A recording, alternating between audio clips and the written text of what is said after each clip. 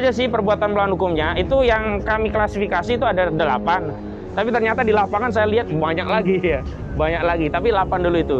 Yang pertama yang tadi, ya penyelundupan hukum dari status PSN yang harusnya hanya di 1755.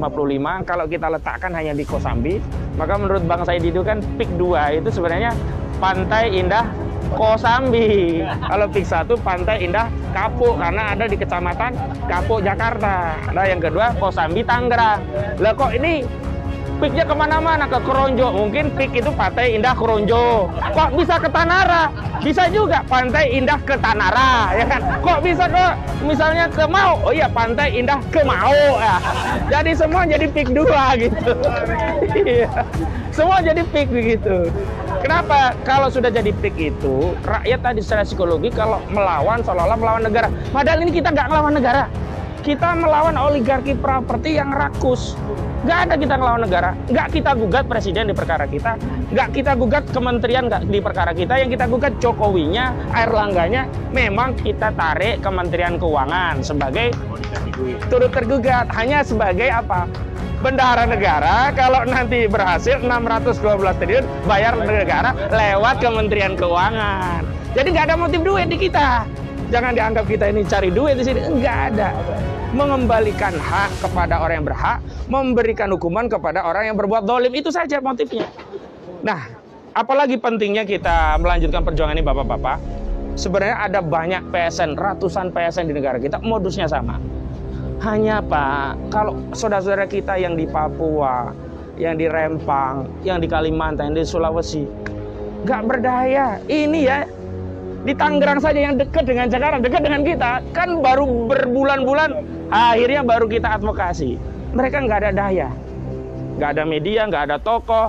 Kalau mau konsolidasi juga biaya mahal itu di sana. Ngumpul aja harus tiket pesawat. Kalau kita kan masih bisa bensin lah, cari bensin juga yang murah-murah. Saya tadi cari tol, kenapa? Agar dapat bensin yang murah. Karena di luar harus pakai barcode, sementara barcode saya nggak keterima. Mungkin dibaca oleh pemerintah. Ini pengacara kok mau nyari subsidi begitu. Belum tahu dia kita ini berjuang ya. Nah, jadi dampak yang kita inginkan adalah bukan hanya memberikan perlindungan kepada warga Banten yang saat ini terdampak proyek 2, tapi ini kita harapkan memantik ya pergerakan di wilayah lain dan memberi perlindungan di wilayah lain. Akan kita kirim pesan kepada oligarki itu, lu jangan macam-macam, sebab PSN lainnya juga kalau masyarakat bangkit, kalian akan kesulitan. Nah, saya menduga kuat hari ini mereka sedang konsolidasi, terus berkonsolidasi. Kenapa? Ketika kita membela PSN yang terjadi di PIK 2, kita juga punya narasi membela rakyat kita yang ada di seluruh wilayah yang terdampak PSN. Mereka pun begitu, ketika ada perlawanan terhadap aguan, pasti oligarki lainnya berkonsolidasi karena mereka takut mereka juga akan mendapat perlawanan dari rakyat yang kalau rakyat melawan, amsyong mereka itu rugi besar mereka. Jadi jangan dinarasikan kita takut sama naga. Kita kasih garam, naga itu takut lari gitu loh. Cacing atau naga ini? Jadi jangan ya, orang yang benar, yang terzolimi malah takut kepada orang yang salah, yang berbuat dolim. Kita balik. Harusnya nggak bisa tidur itu orang-orang yang dolim, orang-orang yang ngerampas tanah, orang-orang yang berbuat salah, orang-orang yang menindas. Kita balik. Cuman memang ada biaya untuk membalik keadaan ini. Di antaranya apa? Konsolidasi terus kita. Nah, saya mau kabarkan, alhamdulillah, kira-kira 3 atau 4 hari yang lalu kita sudah silaturahmi ke Banten. Ketemu Sultan Banten, juga kiai karismatik di Banten ya. Ya, Fadul Adim, Kiai Haji Fadul Adim ya, Bagus Fadul Adim. Nah, apa yang saya bawa ke beliau-beliau? Kita sedang mengembalikan perjuangan PIK 2 ini kepada pemiliknya. Siapa pemilik wilayah Banten? Banten adalah milik wilayah Kesultanan Banten. Siapa yang lebih berhak, bahkan berkewajiban untuk membela rakyat Banten? Ya, tokoh-tokoh Banten. Makanya kita ajak mereka, kita sadarkan. Dan Masya Allah kemarin tuh kita masuk itu, ada tulisan Banten bukan Singapura dan tidak akan pernah menjadi Singapura. Itu pesan yang luar biasa. Kenapa? Coba kalau panjenengan yang sudah pernah masuk ke PIK, itu kita seperti berada di negara lain itu. Bahasa juga kita tidak tahu, bangunan juga etnisnya etnis tertentu. dan tidak ada akses. Saya mau katakan Pak, saya masuk perumahan banyak ya, mungkin termasuk BSD, kemudian ada Sumarekon, ada banyak perumahan lah. Itu perumahan itu tetap punya akses ke wilayah kampung-kampung sehingga membaur, disebut inklusif terbuka. Kalau PIK ini enggak, masuknya hanya pintu utama. Dan sekarang Pak, orang-orang di sekitar PIK itu, terutama ya di desa yang saya sebut tadi, di Teluk Naga, misalnya di Tanjung Pasir itu, kemudian desa Tegal Angus dan sekitarnya, itu sekarang mengakses desa lainnya kesulitan, harus muter-muter. Saya aja waktu mau ke Tanjung Pasir itu, mapnya kan nunjukin lewat PIK, masuklah saya komplek PIK. Gara-gara itu saya masuk PIK, sebelumnya nggak pernah masuk PIK juga, gara-gara mau ke Tanjung Pasir. Tapi muter-muter dikeluarkan hanya satu akses, itu kendaraan proyek masuk di pinggir jalan arah jalan Tanjung Pasir. Konon ceritanya kalau proyek selesai ini juga ditutup total. Artinya kalau mau ke Tanjung Pasir nggak bisa akses lewat PIK, memang harus muter lagi ke lewat Tangerang, kota Tangerang, muter balik begitu. Nah sebenarnya ini kan yang kemarin menjadi salah satu narasi argumentasi bapak-bapak selaku purnawirawan TNI. Apa? Ada kerisauan dari kita tentang adanya entitas negara dalam negara di Republik ini. Ditambah lagi, Pak Sunarko, kok bisa mobil plat Mabes melayani aguan gitu loh? Ada pengkhianat yang ngasih nomor si Aguan. Ya. Yang kedua, Aguan itu nggak tahu diri. Nah, ada dua-duanya. Di TNI-nya ada oknum pengkhianat, ya. Aguannya nggak tahu diri gitu loh. Dia punya hak udah pakai. Iya, kecuali. Assalamualaikum. Pejuang kita datang, silakan. Ya, izin Bang, saya lanjutkan ya.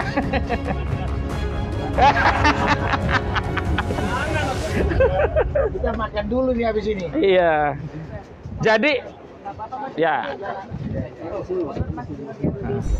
Atau kita geser, nah, biar beliau geser. Ya.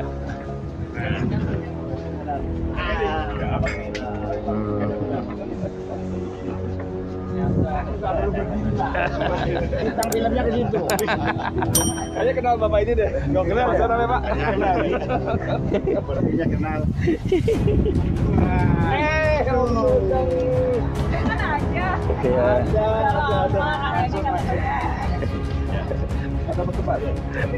Ada nih. Sini. Nah. Wah, belah Om Narko nih. Iya.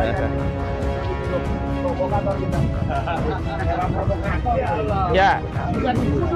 Baik, saya lanjutkan. Jadi, bapak-bapak dari FPPI ketika menjadi salah satu prinsipal penggugat, selain Bang Edi Mulyadi, Bang Rizal Fadilah juga dari ARM, narasi yang kita bangun dalam gugatan itu kita khawatir ada entitas negara dalam negara yang mengancam kedaulatan Republik kita. Sehingga sebagai purnawirawan yang punya ya kesetiaan terhadap negara dan punya peran partisipasi untuk menjaga pertahanan dan keamanan negara, terpanggil lah untuk terlibat dalam persoalan ini untuk mengembalikan kedaulatan negara itu ya hanya negara. Jadi kalau kita mau bicara Republik ini, siapa Panglima tertinggi TNI? Ya Presiden. Nggak boleh ada Panglima tertinggi itu aguan, nggak boleh. Nggak boleh Panglima tertinggi NKRI itu aguan, nggak boleh. Panglima tertinggi di Republik ini ya Presiden, nggak boleh pengusaha. Makanya tetap kita sebenarnya menuntut ya. Ada klarifikasi dari institusi TNI juga Polri, kenapa ada fasilitas layanan spesial untuk aguan gitu. Nah, kenapa kita tuntut bayar ganti rugi dan itu kepada negara? Alasannya yang pertama, agar setiap orang yang berbuat kesalahan itu ada tanggung jawabnya. Jangan hanya dihentikan tapi nggak ada konsekuensi. Jangan hanya maaf gitu, selesai ya gitu. Sebenarnya ada 3 klaster ya dalam pelanggaran hukum di PIK 2 ini. Pertama klaster perdata yang sedang kita gugat. Perdata pun ada 2, perdata publik, perdata privat. Perdata publik seperti yang kita lakukan. Perdata privat itu adalah korban langsung. Nah, ada sejumlah korban mau gugat langsung. Saya bilang jangan dulu. Kalau sekarang gugat langsung, khawatir dikalahkan pengadilan, justru melegitimasi kezaliman yang sudah mereka lakukan. Nggak ada jaminan pengadilan hari ini bisa steril dari intervensi mereka. Yang kedua, perdata publik kita lakukan, kita lihat nanti. Sampai sebenarnya paralel dengan gugatan perdata publik ini, kita harapkan negara turun. Dengan apa? Menghentikan dan melakukan audit. Kalau negara turun menghentikan audit, nah gugatan perdata privat itu bisa jalan. Kenapa?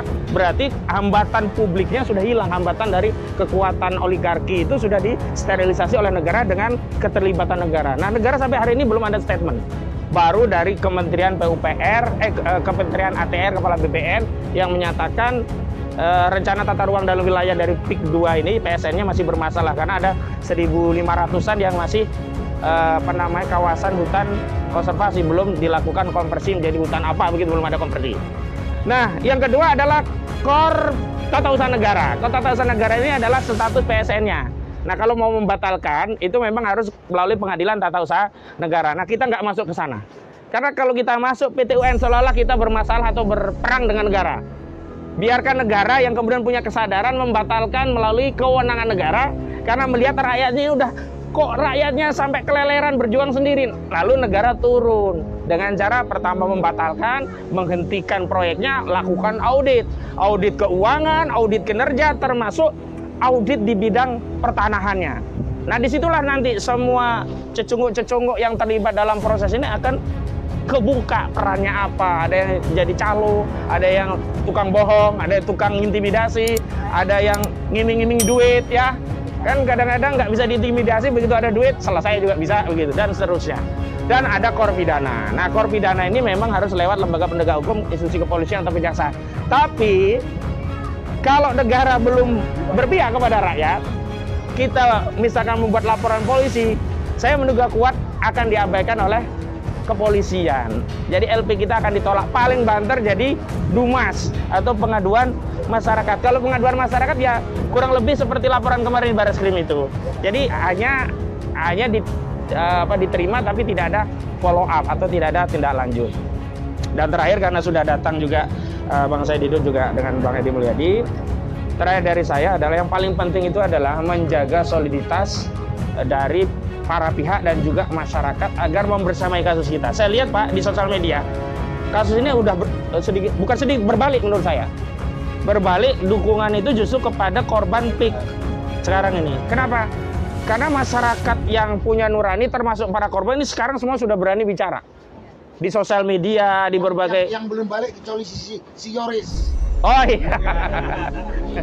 Kalau Yoris begini Pak, mungkin nanti akan kita persoalkan ketika kita kunjungan DPD. Jadi saya ngirim audiensi ke DPD RI, sudah dapat konfirmasi dari pihak DPD melalui orang saya. Katanya setelah saya reses kan sampai 14 Januari DPD. Kira-kira tanggal 16 atau 17 Januari kita diterima. Nah, nanti kita siap untuk datang ke sana untuk mempersoalkan Yoris juga. Apa fungsi dia di DPD? Kok di lapangan justru belain oligarki properti? Dia itu perwakilan daerah atau perwakilan aguan gitu kan? Iya, kita harus pertanyakan. Ya, Dewan Perwakilan Daerah atau Dewan Perwakilan bukan agung ya, Dewan Perwakilan aguan gitu. Iya kan, harus kita pertanyakan nanti. Jadi kita juga tanyakan nanti di DPD sikap, tindakan, perilaku, bahkan kebijakan statement dari saudara Yoris ini mewakili pribadi, mewakili aguan atau mewakili DPD. Kalau DPD ini bermasalah, agar nanti ya institusi DPD secara resmi mengeluarkan keputusan kelembagaan DPD. Misalkan DPD tidak terlibat dengan itu, oh kita tenang. Hari ini kan seolah-olah DPD diwakili oleh Yoris begitu. Nah, untuk DPR RI saya baru kirim minta ke Komisi 2 melalui Habibur Rahman, orang saya yang menghubungi Habibur Rahman, baru meminta proses prosedurnya diproses. Jadi kalau DPD itu saya lewat Pak Tansil. Lewat Pak Tansil melalui Bang Daeng Wahidin. Kira-kira tanggal 16 mereka. Kalau Habibur Rahman saya lewat Bang Novel Pak Bukmin. Diminta untuk proses dimasuk. Nah, proses sudah masuk.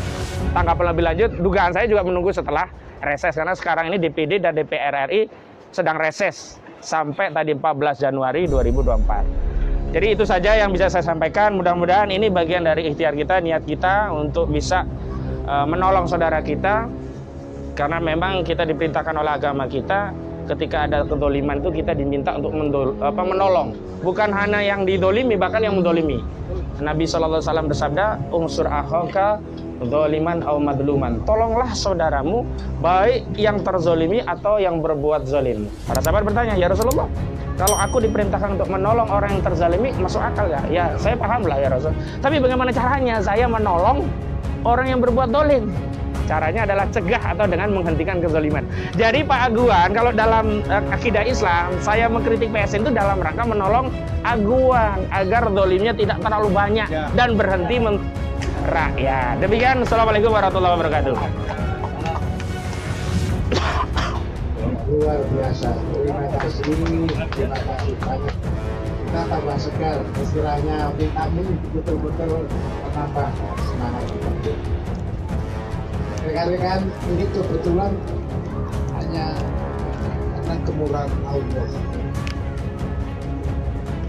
Di samping Pak Kojimbe, Pak Said Didu, Pak Edi, ini mohon maaf, betul-betul ini orang yang punya mulut bukan hanya berbusa, tetapi berbisa.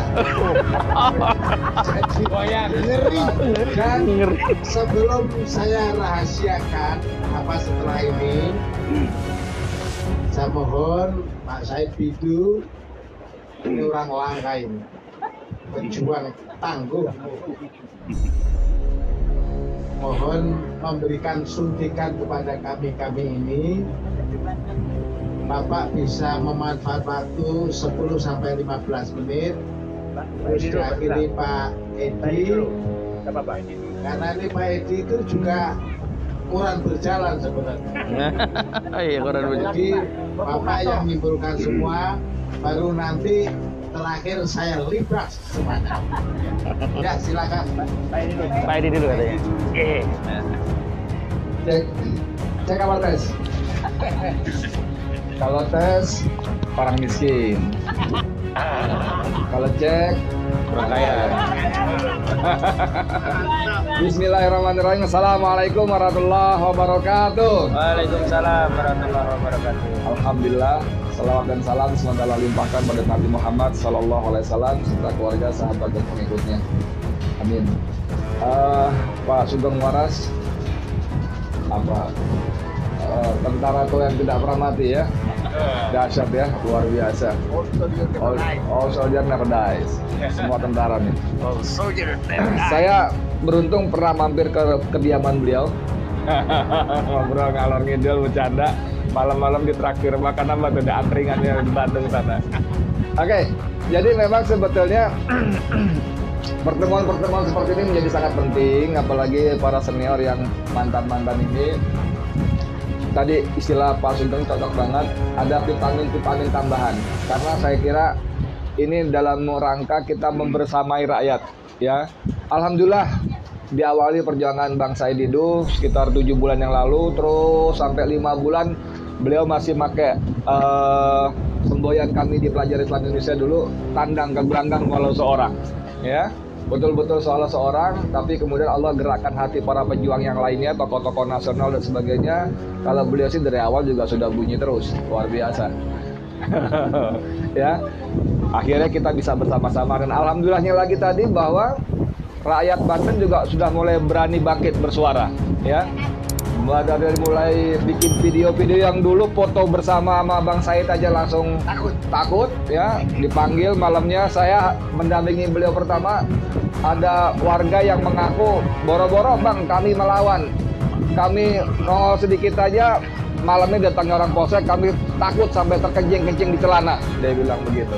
Nah sekarang kita sudah ada banyak dapat video-video bagus juga kalau kita terus dorong, baik individu maupun kelompok bikin video-video penolakan 1 menit, 1,5 menit itu bagus. Nanti kita kompilasi, kita mainkan lagi. Jadi kalau soal pelanggaran sudah banyak diceritakan. Dalam gugatan kami ada 8 paling sedikit ya, 8 pelanggaran mulai dari pengurukan dan sebagainya. Lalu terjadi pemiskinan yang luar biasa karena orang tercerabut dari sumber kehidupannya, tambak, laut, dan pertanian. Saya kira kalau Pak Sugeng Waras sudah mau terjun langsung, ini menjadi semacam tambahan kekuatan buat kita. Dan kita mendengar bahwa Aguan sudah semakin kepepet, ke pojok. Dia merasa bahwa para jubirnya, orang-orang bayarannya tidak mampu menahan gelombang kemarahan yang digelorakan oleh para senior ini. Akhirnya dia terjun langsung lewat Tempo, majalah Tempo, yang ternyata justru dengan kehendak Allah juga menjadi blunder baru juga. Ternyata mereka juga kirim ini, kirim keberatan kepada Tempo. Kalimatnya yang mengatakan menyelamatkan wajah presiden itu dipersoalkan. Penasihat hukumnya mengatakan Pak Agwan tidak pernah mengatakan demikian. Mohon diganti, judulnya diganti. Tapi Tempo menjawab setelah kami cek ulang wawancaranya, kami memutuskan tidak mengganti isi dan judulnya. Nah, ya, jadi memang terkonfirmasi. Nah, ini saya maksud tadi bahwa surat itu pun menjadi peluru baru buat kita. Ya, itu konfirmasi bahwa dia memang ngomong seperti itu. Dan tinggal kita mengkapitalisasi ini menjadi bagian-bagian dari percikan-percikan perlawanan. Dan di luar itu semua tentu kita juga mengakui bahwa kalau kita hanya mengandalkan diri kita sendiri, dengan segala hormat mohon maaf nggak bakal menang. Mereka punya semuanya, jangankan cuma tentara, polisi, presiden pun udah dibeli. Paling nggak bekas presiden yang dulu. Karenanya kita selalu jalin komunikasi dengan Allah yang maha kuat, maha perkasa, yang maha membantu, maha menolong. Dengan demikian, walaupun kita tidak berarti, tapi kalau sudah bersama Allah, tidak ada yang bisa mengalahkan kita. Amin. Saya kira itu saja. Makasih banyak. Assalamualaikum warahmatullahi wabarakatuh. Sedikit tapi nyelekit ya ini. Artinya masuk di jantung kita. Terima kasih. Silakan. Saya bercinta satu ini. Saya punya foto dokumen. Allahu Akbar. Saya disentuh, saya malah sentuh dan hebat sekali. Allahu Akbar. Iya betul. Oke, assalamualaikum warahmatullahi wabarakatuh. Waalaikumsalam warahmatullahi wabarakatuh. Izin, Pak. Terima kasih Pak Sugeng Waras dan teman-teman menambah semangat kita. Dan saya sebulan lalu saya menyatakan saya menarik diri. Gitu. Curang kalau saya sudah menyerahkan perjuangan ini. Kita lihat langkah orang yang mau mengambil alih negeri ini kan sepertinya semua sudah digerakkan. Bahkan video terakhir Said Agil Siraj pun sudah dikeluarkan. Ya kan, jadi maksudnya sebelumnya Yoris, kemudian abdesi dan yang abdesi dari awal, terus si siapa Hendro Priyono, terus si siapa namanya Muanas, kalau nama terus siapa lagi satu yang Hercules. Oh iya. Semua dikeluarkan. Mungkin tinggal nunggu Pak Jokowi yang akan dikeluarkan. Nah, itu yang senjata terakhir gitu kan. Disangkanya mungkin masih ada gunanya gitu kan. Setiap saat saya dikirimin pernyataan itu, tapi saya nggak pernah mau baca. Yang saya baca adalah komentarnya. Komentar orang yang menonton TikTok tersebut. Dan ternyata tidak pada siapapun, orang itu semua dibaki oleh rakyat. Bukan ada yang memuji satupun. Artinya rakyat memahami bahwa memang mereka brengsek. Itu yang paling penting. Nah, kita Bapak sebagai tentara, kalau sudah rakyat mengatakan brengsek, maka tentara sudah tahu harus bersikap kemana. Ya kan, rakyat kan menyatu sama tentara, ya Pak Nur Sam kan? Jadi kalau baca komentarnya itu ya baca aja komentarnya. Kiai sudah keluar, bekas tentara yang pangkatnya bintang juga sudah dikeluarkan. Tapi rakyat ternyata nggak memihak ke mereka. Artinya rakyat, tentara yang aktif maupun itu harusnya sudah bersikap. Ini sudah harus memihak ke rakyat. Kan kira-kira itu pandangan saya sebagai orang sipil. Nah, karena dia sudah mengeluarkan semua, saya nggak tahu ya. Saya tadi tinggal Jokowi aja yang belum dikeluarkan, gitu. Belum dikeluarkan. Nah, jadi saya di posisi ya udahlah, biarkan rakyat yang menilai. Silahkan bayar semua mereka berapa uang kamu. Nah, yang menarik, isu yang dikembangkan terus adalah berapa sumbangan Agwan. Itu yang terus bang. Menurut agama kita, kalau sumbangan dari uang haram itu tetap haram. Menurut pemahaman saya. Jadi mau kiai haji, mau kiai apa, kalau itu sumbangannya dari hasil menggusur rakyat ini, itu menurut saya tetap haram. Walaupun yang ngomong itu Kiai Haji, bukan? Itu pandangan saya. Walaupun itu bukan Kiai Haji Muhammad Said itu ya. Walaupun itu bekas pimpinan TNI, tapi kalau itu sumbernya uang haram, tetap aja melanggar Sabta Marga, melanggar sumpah prajurit, ya kan, Pak?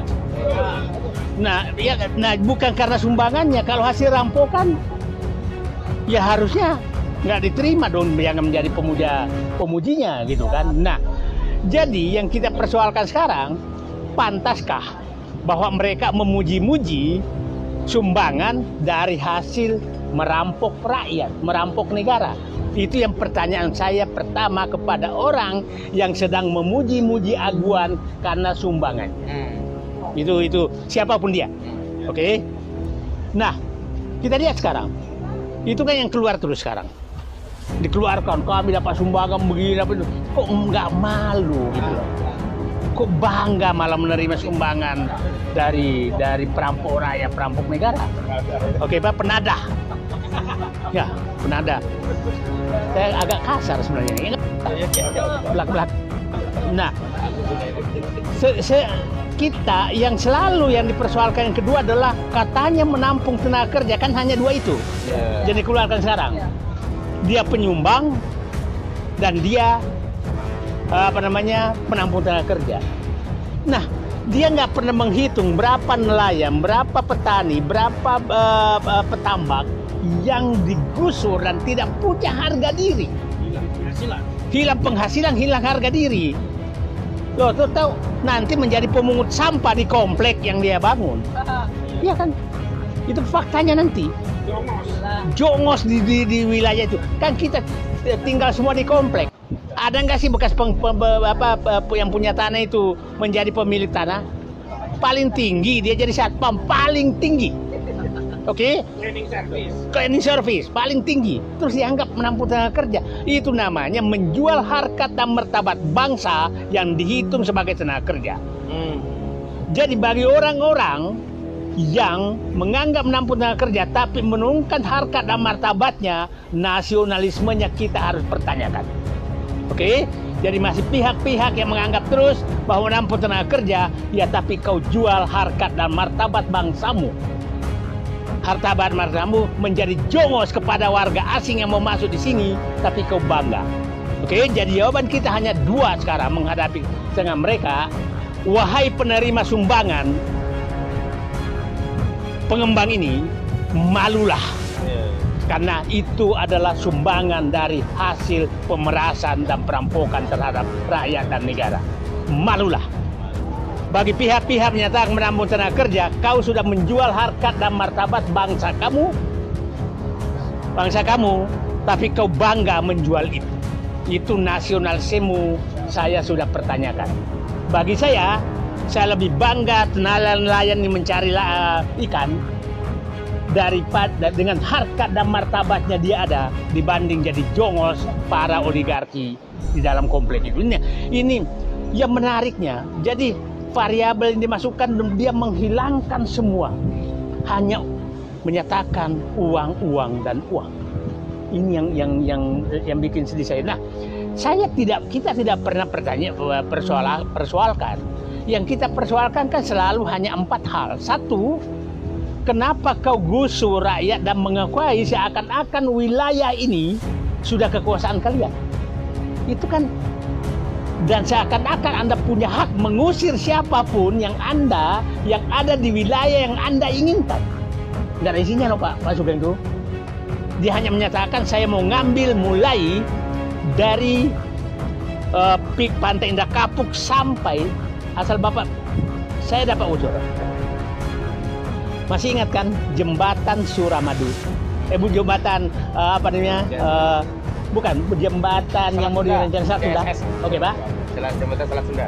Jadi saya dapat bocoran, ternyata itu adalah memang rencana menguasai pantai ini, terus sampai Selat Sunda sana. Selat Sunda jadi jembatan, maka masuk Selat Malaka. Pada saat Jawa sudah menyatu dengan Sumatera, masuk Selat Malaka, maka itu sudah menyatu dengan Cina. Nah, itulah kemungkinan besar juga IKN dipindahkan supaya nggak terganggu jalur ini. Jalur apa namanya ini? Nah, Pak Sugeng harus paham, saya sudah menghitung.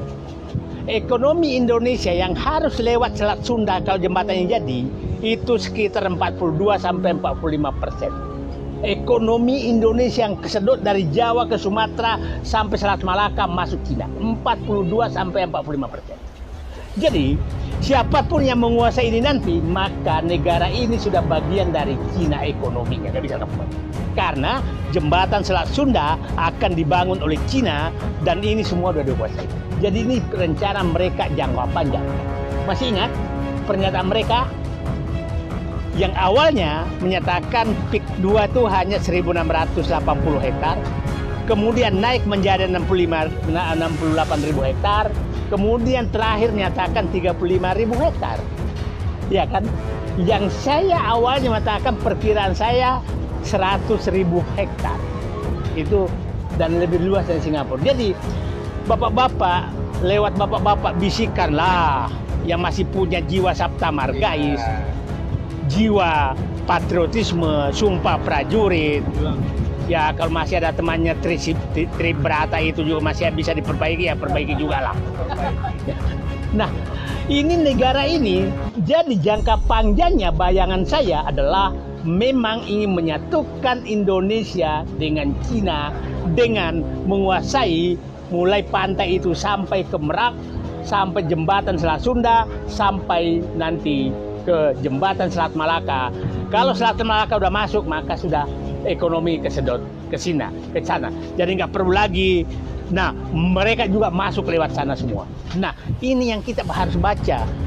Itu yang kita harus baca. Nah, dan saya ulangi lagi, ekonomi akan dikuasai lewat jalur itu minimal 45%, 42-45%. Itu yang terjadi. Jadi ini bukan pekerjaan sederhana, tapi adalah sudah menjual nasional. Jadi kepada pihak-pihak Kiai Haji, terus jenderal-jenderal, mantan jenderal, saya hanya mengingatkan, negaramu sedang terancam.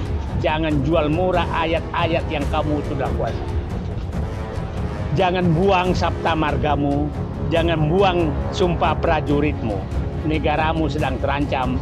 Dan terakhir, jangan kau jadi jongos kepada penjual bangsamu. Itu saya pikir yang paling ini kan serangan yang kita hadapi hanya dua. Mereka menganggap Aguan itu orang paling hebat, menyumbang kemana-mana. Yang kedua, mereka pembuka lapangan kerja. Pertanyaan saya, adakah pekerja Indonesia di Pantai Indah Kapuk 1? Itu aja dulu. Terima kasih. Assalamualaikum warahmatullahi wabarakatuh. Waalaikumsalam warahmatullahi wabarakatuh.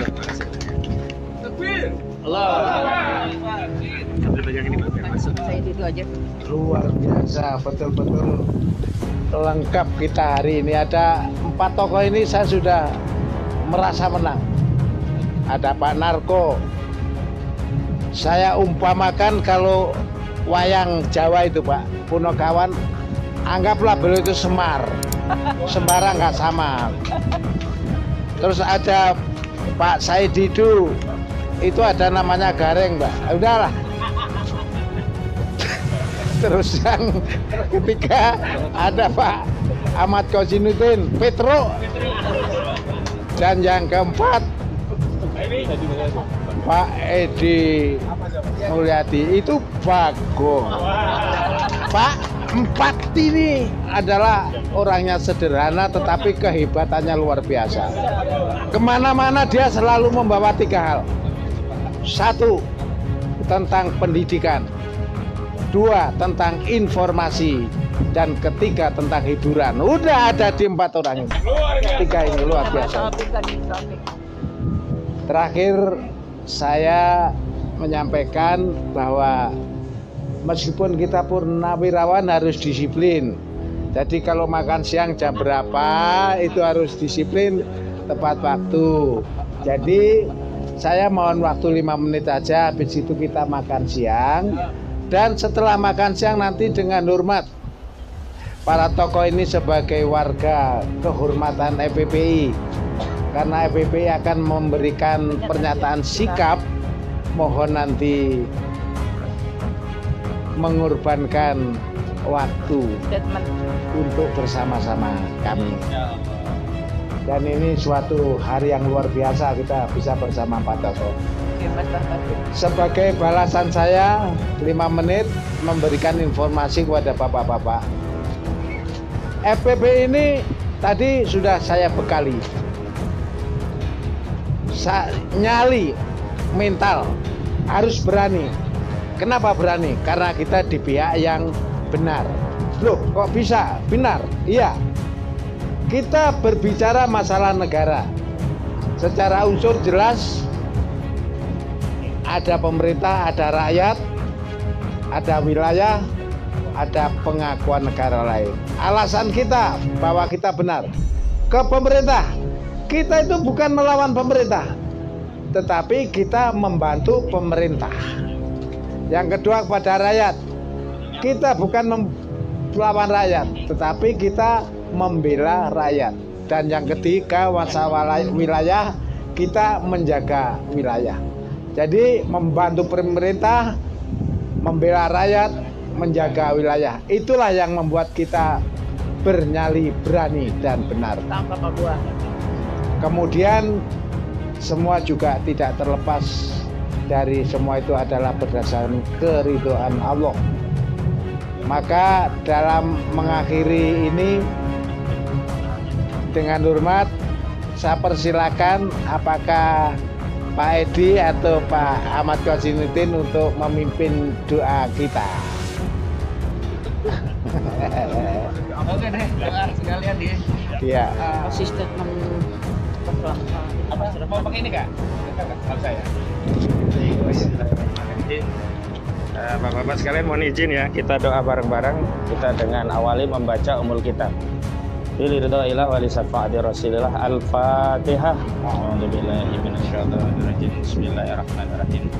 Alhamdulillahirabbil alamin arrahmanir rahim maliki yaumiddin iyyaka na'budu wa iyyaka nasta'in ihdinas siratal mustaqim siratal ladzina an'amta 'alaihim ghairil maghdubi 'alaihim waladdallin.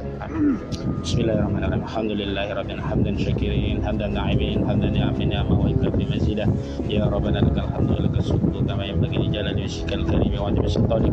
Allahumma ighfir lil muslimin wal muslimat wal mu'minin wal mu'minat al ahya'i minhum wal amwat innaka sami'un qaribun mujibud da'wati ya qadiyal hajat. Allahumma inna nas'aluka salamatan fid din fid dunya wal akhirah wa afiyatan fi jasadi sihatan fi badani ajiratan fi 'ilmi wa barakatan fi rizqi wa barakatan qabla al-maut wa rahmatan dal maut wa maghfiratan ba'da al-maut. Allahumma hawwin 'alaina fi sakaratil maut wa najatan minan nar wa 'afwa indal hisab. Rabbana la tuzigh qulubana ba'da idh hadaytana wa hab lana min ladunka rahmah innaka antal wahhab. Rabbana dhalamna anfusana wa illam taghfir lana wa tarhamna lanakunanna minal khasirin. Rabbi ighfir lana wa liwalidina warhamhum kama rabbayana shighra. Rabbana hab lana min azwajina wa dhurriyyatina qurrata a'yun waj'alna lil muttaqina imama. Rabbi ij'alni muqimas salati wa dhurriyyati rabbi hab li minas salihin. Rabbana tabaina wa baina min al-Qur'an ya Allah anta khairul fatihin. Allahumma anta rabbi la ilaha illa anta khalaqtani wa ana abduka wa ana ala ahdika wa 'ahdika mastata'tu. A'udzu bika min syarri ma sana'tu. Abu'u laka bi ni'matika 'alayya wa abu'u bi dhanbi faghfir li fa innahu la yaghfiru dhunuba illa anta. Allahumma inna nas'aluka ridhaka wal jannah wa ridhaka wa sakhatika nar. Allahumma inni afuqun tuhibbul 'afwa fa'fu anni. Rabbana atina fid dunya hasanah wa fil akhirati hasanah wa qina adzabannar. Wa sallallahu ala sayyidina Muhammadin nabiyil ummi wa ala alihi washabihi wa barik wasallam. Subhana rabbikal izzati amma yasifun. Wassalamun alal mursalin walhamdulillahi rabbil alamin. Ada informasi tambahan sedikit.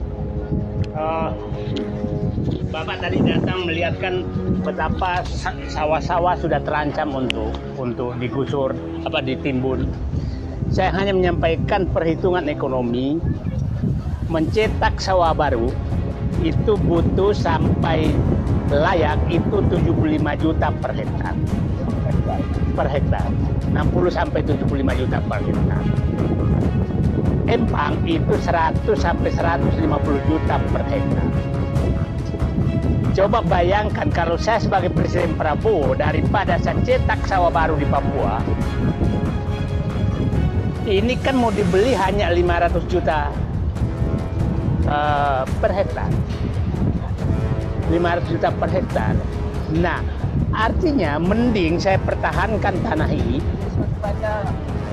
ini dan saya bangun irigasinya daripada saya cetak sawah di tempat lain. Dan rakyat saya tidak kehilangan. Jadi saran saya kepada Pak Prabowo, daripada swasembada pangan Bapak mencetak sawah baru di mana-mana, ini wilayah-wilayah ini masih ratusan ribu hektar empang dan tambak, bangun saja irigasinya menjadi baik sehingga menjadi lahan persawahan produktif yang dimiliki rakyat. Itu jauh lebih realistis. Nah, karena dengan itu saya bilang 75 juta per hektar. 75 juta per hektar itu kalau ditunggu menjadi layak mungkin juga sampai 500 juta per hektar cetak sawah baru itu. Nah, coba bayangkan kalau di Papua berapa ongkos angkutnya beras itu ke Jawa, ke Jakarta. Ini kan tinggal 10 km dari yang mulut-mulut yang mau makan. Ya kan? Nah, tambak-tambak ini diperbaiki saja. Nah, jadi itu menurut saya, daripada ini diubah menjadi wilayah yang menurut saya akan dijual, mengusir rakyat dan dijual ke. Jadi kalau Pak Prabowo ini, maka dia minta agar karena RUTR-nya itu masih, RUTW-nya masih wilayah pertanian. Ya sudah saja, perbaiki saja semua irigasi di sini untuk tambak, untuk sungai. Kan sungainya masih bagus semua, nggak ada masalah gitu. Jadi saya pikir lebih realistis dan hanya Prabowo menyatakan daripada saya membuang, dan itu biayanya nggak mungkin. Paling perkiraan saya kalau misalnya 75 juta per hektar, mungkin di sini hanya mengeluarkan tidak sampai 5 juta per hektar untuk memperbaiki irigasi. Sudah punya sawah yang bisa ditanami minimal 5 kali setahun, 5 kali 2 tahun. Nah, mungkin hanya 5 juta per hektar biayanya. Itu kira-kira daripada menghabiskan APBN apa segala, membabat hutan. Ini udah ada sawah jadi, tinggal irigasinya yang diperbaiki. Dan irigasinya masih ada, cuma airnya nggak naik, maka dibentuk aja bendungan, sungai Cisadane, sungai-sungai yang ada itu masih bisa. Nah, itu saya pikir kembali ke realistis saja. Maka kita punya pertanian modern di dekat Jakarta. Jadi Pak Sugeng, analisis baru saya, sepertinya pemindahan IKN itu ingin memang agar jalur Jawa, Sumatera, Peking lewat darat itu yang mau diwujudkan, sehingga tidak terganggu oleh seakan-akan kalau lewat Jakarta, IKN ibu kotanya masih Jakarta, maka itu terlalu dekat kekuasaan. Maka potong jalan dari Surabaya sampai ke Merak, sampai ke Malaka sana, itu masih terganggu oleh sebagai status ibu kota negara Jakarta. Jadi pemindahan IKN siapa tahu memang tujuannya adalah menjauhkan kekuasaan dari kontrol kekuasaan terhadap jalur sutra yang mereka rencanakan. Terima kasih. Oke, luar biasa. Terima kasih. Jadi akhirnya saya juga menambah sedikit. Harus disiplin Pak, makan kita. Tema kita dalam kumpul ini saya istilahkan kepada anak-anak FPPI. Temanya hanya 2 kata. Tangkap aguan. Itu tema. Aguan. Bukan istilahnya diculik, mohon maaf, salah. Untuk kita amankan. Jelas persoalan masalah dia banyak.